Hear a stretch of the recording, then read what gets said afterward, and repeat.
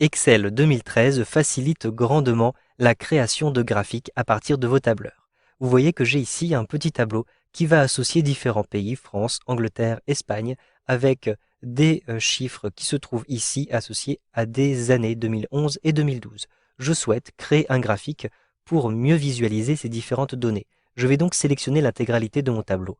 Je clique ici en B2, je maintiens le bouton de la souris appuyé et je déplace le curseur de ma souris jusqu'à la dernière cellule de mon tableau en D7. Maintenant, j'ai immédiatement, vous le voyez, lorsque je relâche le bouton de la souris, un bouton intelligent qui apparaît. Il est appelé bouton intelligent parce qu'il apparaît uniquement quand vous faites certaines actions, et en l'occurrence lorsque vous sélectionnez un tableau. Donc je clique ici sur le bouton intelligent pour retrouver les différentes fonctionnalités qui me sont proposées.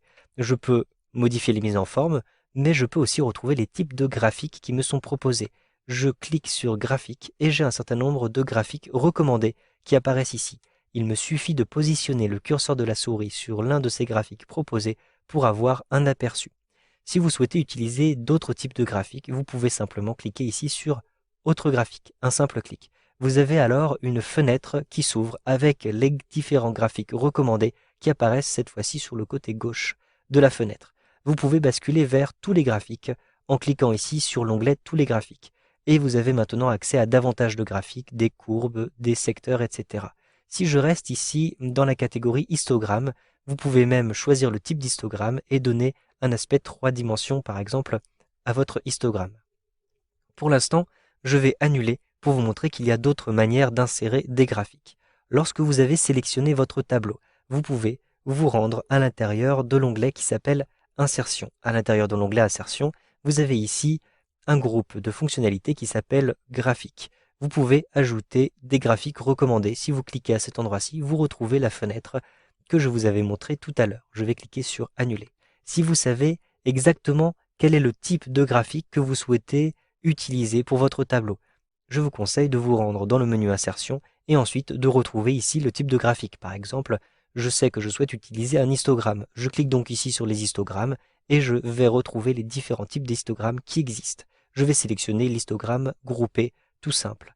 Je vais donc retrouver le graphique à cet endroit-ci. Comment faire pour déplacer un graphique? Positionnez simplement le curseur de la souris ici sur le bord du graphique. Cliquez, maintenez le bouton de la souris appuyé et déplacez le curseur de la souris. Pour redimensionner un graphique, vous avez plusieurs petites manettes qui apparaissent sur les côtés, ici en haut à droite, au milieu des bords et par exemple en bas à droite. Je clique, je maintiens le bouton de la souris appuyé et je redimensionne mon graphique comme ceci.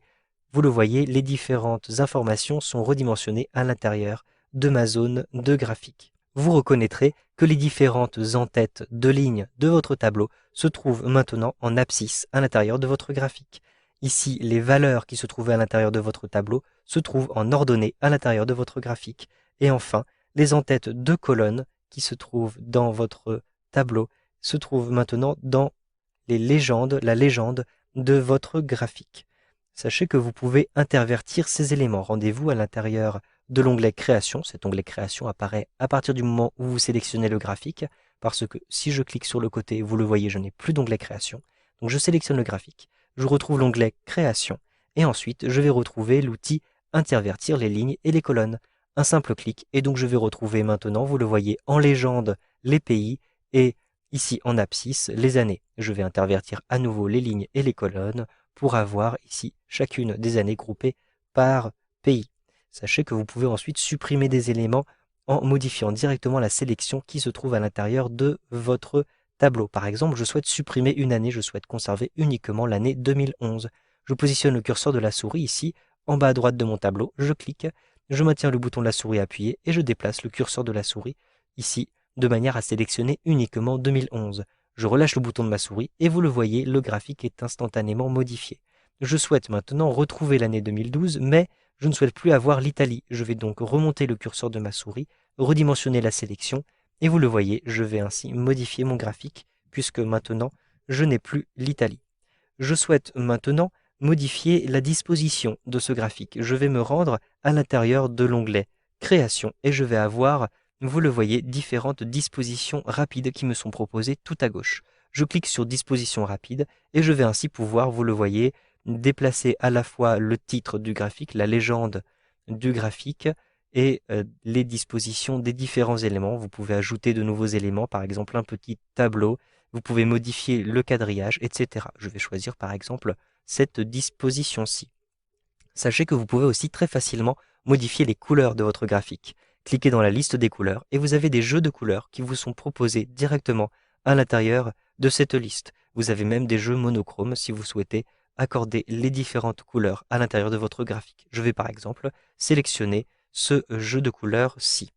Vous avez, si vous souhaitez aller plus loin, la possibilité de combiner les dispositions et les couleurs. Il s'agit des styles de graphique. Je clique ici sur la petite flèche vers le bas pour combiner, vous le voyez, différentes dispositions combinées avec différents types de couleurs qui vous sont proposés. Donc ici, par exemple, je vais sélectionner ce style de graphique là.